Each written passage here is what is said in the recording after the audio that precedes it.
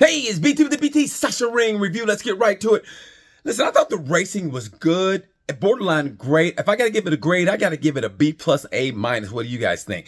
I think the racing was great. The Martinator showed up and showed out. So did Moto 3. Moto 2 was kind of boring, but hey, it happens. But let's get right to it. Moto 3 rider of the race goes to Denny. Anchu, bless you. He got it. I told you, once he gets it now, he's going to be hell. He's always been aggressive. He finally put it together. Props to him. And he hunted down Sasaki. I think it was 1.4, almost 1.5. He hunted him down. That's going to play dividend. That's going to mess with Sasaki's head, and he's my heartbreak Sasaki. Sasaki's problem is he's just got to get nasty. He's got to get gully with it. I mean, he's basically had to adopt a Marquez attitude because there's no way he should be losing these races. Sasaki just needs to get a sports psychologist over the break and learn how to get nasty. That's all there is to it because he's a great racer. He broke the track record, and he still gets beat like that. He gets stalked down by a 1.4. It's in his head. He's got to get out of his own head, get him a sports psychologist, and Sasaki's going to be a different racer. But again, props to Denny Anchu, bless you, for his first race. Moto 2, like I said, it's kind of boring. I got to get to Sam Chantra. He got fourth place. Heartbreak goes, I got to pick Joe Roberts. Although I didn't want to say Darren Bender. He's been on the bike a total of 21 seconds. 21 seconds, which is probably all the time I would probably have with Beyonce if I had a chance. So 21 seconds to Darren Bender. Where'd that come from? 21 seconds to Darren Bender. The last two races, he's crashed out. But I'm going to give it to Joe Roberts. It was his birthday, and he crashed out. His birthday. I've told you guys this before. I say it again. I got a whooping on my birthday by my mama. I got beat up twice because my dad got me boxing gloves, and he wanted me to be tough. That didn't happen. I got beat up by the kids in the neighborhood. And I had a tent. I don't know why they got me a tent. They got a tent, and the big kids broke my tent on the first day. So birthdays were never my forte. Birthdays were the worst days. But now I'm sipping champagne when I'm thirsty. Anyway, I had to go there.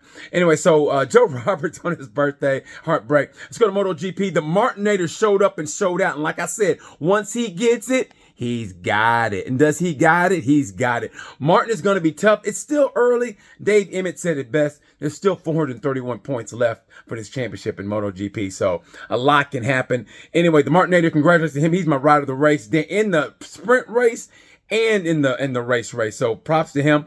Heartbreak. I'm going to have to go with Marquez. I was going to say Darren Bender, but I'm so sick of Bender coming up and everybody saying, but I'm going to say Marquez. You know why? And we're going to go right into this. People talk shit about Marquez this whole weekend about how he crashed into Zarco. Listen, if you watched, Vinales almost did the same thing to Alex Marquez. So only a bad thing about it, I think, was Marquez being frustrated, and he said he faulted Zarco for not looking and waiting. Zarco should have waited. I just think Mark was frustrated. And yeah, he kind of should have went over there and go, hey, man, you okay? It didn't look good that he just like, oh, man, damn, my man's laid out. Anyway, I got to get back to my, he should have checked on even Zarco with his old tight shoes. Zarco was like, Mike didn't come to see me. I'm a nice guy. He just came to see me. I like Mark. I don't know why he did that to me. So I just think people are always picking on Marquez just because it's Marquez. Let me tell you something. You know what Marquez is doing? He's taking the heat off of Yamaha in their suck-ass season because Frankie was 12th. Fabio was 13th in a race that he normally does well in. And no one talks about how bad Aprilia's doing. Aprilia was supposed to be fighting for a championship.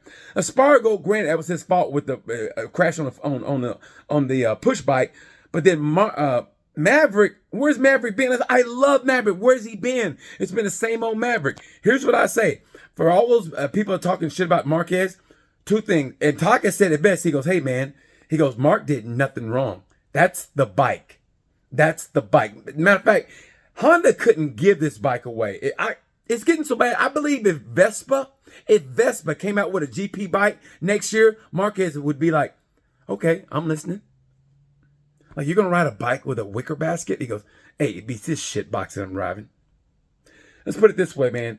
They're going to call Johan Mir next week, and he's going to be like, is Johan there? Yeah, he's not here right now. Tell him to call us back. Okay. And Mir's like, I think Mir might go to Moto America before he goes to MotoGP again for Repsol Honda. That's how bad it is for Honda. I mean, it's hard to watch. Matt Burt said it best. It's like watching a champion just get beat down. That's what's happening to Marquez. When have you heard Marquez just go, I'm not racing, basically? His body sore. I mean, he had some heart. He ran across the track. I mean, okay, let's put it this way. Remember in Coda when he crashed and then for qualifying and he ran down pit lane, got on the bike and then set the track record.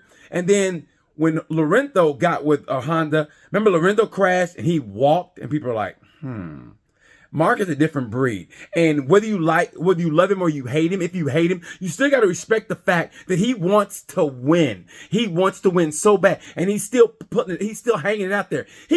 Listen, I saw Rossi literally give up when they raced here in Indianapolis and he was on the Ducati. I saw him just basically give up and say, I'm done with this shit. No one talked about that. And let's talk about Marquez. Marquez ain't really giving up, but they're going through a tough spot. I don't know what COVID did. Apparently, it ruined their sense of being able to put a decent bike together. Apparently, you can't taste or smell or design a decent bike. That's what COVID did to Japan because neither Yamaha or Honda has a decent bike. And Mark is still Mark, but man, the toll that it's taken on, it's hard to watch. Like I said, it's like watching Buster Douglas beat up Mike Tyson. You know what I mean? You know Mike could have beat him, but for some reason, Buster got the best of him. That's what it's like watching the champ go down. Man, it's hard to watch. I love Mark, and the rumor was that maybe he's got that diploma where he sees double. That's why he had his glasses on. Who knows? But they just said that he's going to be at Assen. I don't know what's going to happen, man. I hope Mark doesn't crash again. 5 crash, say what you want, but it was hard to watch. Mark was still Mark, putting it out there. And like I said, he takes the heat off of those other bikes. He takes heat off of Yamaha and Aprilia. And here's what I say. I'm talking out of my ass right now, but here's what I say you do.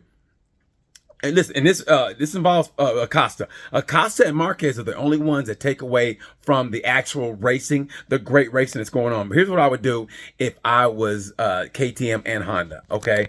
If I was KTM, what I would do, I go to Paul Espargaro and say, listen, Paul, we love you, but listen, it's business. It's not personal. You're not going to race this year. We're going to pay you money next year not to race, okay? We're going to buy out your contract. You go do some modeling. I don't care what you do. Go model. Go on a vegan tour and tell people about the joys of being a vegan. I don't care what you do, but you're not racing at Gas. You got to get Pedro Acosta in. Get Pedro Acosta in on the Gas team because no one's talking about Augusto Fernandez, what he's doing. He's placing every week. He's doing it silently. He's placing every week, and he's got to be his go-to guy because Paul's not there. So I would have Acosta come in and race Gas with Augusto Fernandez. Let them be teammates again. Let those two be teammates again, okay? Let Jack and Brad play out the year, and then after it's all over, you tell, and I hate to say this, but tell Jack when his contract's up, say, hey, we love you, Jack. You go to Gas or you can go to Honda, but hey, we don't have a room for you, man. It's like Jesus. We ain't got room for you at the end. So let him go. And I think I would put Pedro at Gas for the first year, and then the second year put him in next to Brad Binder.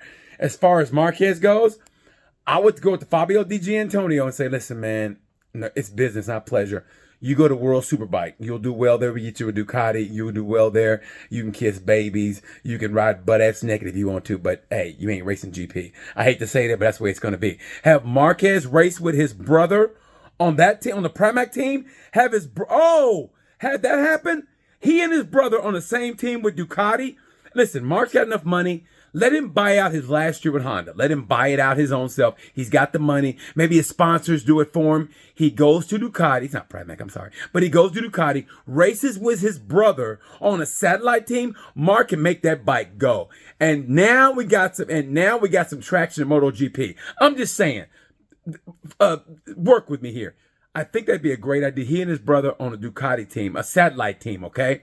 Mark's he's 30. By the time Honda figures it out, Mark's going to be where Rossi was when Rossi's last years when nobody wanted Rossi. You know what I mean? It's like kind of like Catherine Zeta-Jones. You know how nobody really wants to go out with her now? Because, Michael Douglas is like, yeah, she's okay. She's a good woman, but, be careful. Safe sex. Anyway, that was wrong. But anyway, you see what I'm saying here. And no one's going to want Mark. Mark's still got the will to win, but he's 30. Let's just be honest. They want that youth movement. That being said, Mark is still, talent-wise, I still put him mentally above all the others. But I'm not giving Pecco credit because Pecco Bagnaia is the leader of the Ducatis. All those guys know the way he races, and he hunted down Martin, and he made that race. Hopefully, and here's what I heard. This is a rumor now, that in Martin's contract, Martin's contract, he still can get on that a factory Ducati. It's like when he becomes a free agent, other teams can court him. Courting? Who says that? Other teams can woo him. Who says that? Other teams can want him, and Ducati can match their offer, and he can still get a factory seat. And I still don't think they really want Enea Bastianini. I mean, he was hurt. And let's see how the second half plays, but I just think they really want a Bastianini out of there, and they want Martin there. I just feel that, and I think it's terrible. But either way, I think Bastianini can still do some damage on a satellite Ducati. And they're talking about maybe Marini going to Yamaha, maybe. But who wants Yamaha and Honda in the same boat? You could put them together and be like, you can either race these two Japanese bikes, or you can sit out a year and go to World Super Sport. And they go, you know what? Super Sport it is. That's how bad it is for GP. Anyway, that's just me talking out of my ass. I really think that Honda needs to step their game up, and I don't think they will. I think Martin needs to buy out the last year of his contract, go to a satellite Ducati team, because where else is he going to go? But maybe, hear me out. Maybe Maverick gets frustrated and leaves Aprilia. Mark gets him that Aprilia factory team. Ooh, with Elise. Woo. Anyway, that's my silly season. How about that? Anyway, listen, great racing. I give it an A-. Sorry this took so long, but that's just my 2 cents right there. So anyway, I think Mark needs to buy a last year's contract, go to somebody else, and be competitive and try to win number 9. It's going to be hard because these guys are coming fast. Pedro's coming up next year, and Jorge Martin has got the bit between his teeth. It's going to be great racing, and Bezzecchi is still there.